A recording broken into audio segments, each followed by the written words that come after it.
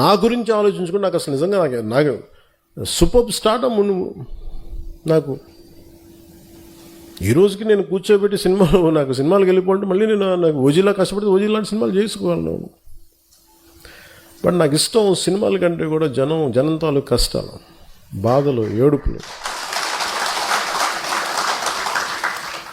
Global రికగ్నిషన్లు, global అవార్డులు ఎన్ని కొట్టినా కానీ ఒక ఊరు పేరు లేని ఒక గ్రామానికి 70 సంవత్సరాలు కరెంట్ లేని గ్రామానికి అధికారం వచ్చి కష్టపడి రోడ్డు వేస్తే అది ఒక ఆస్కార్ కొట్టినంత ఆనందం ఉంటుంది.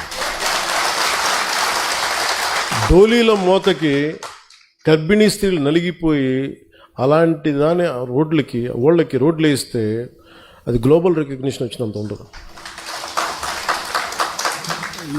నేను ఇవి ఆశించాను.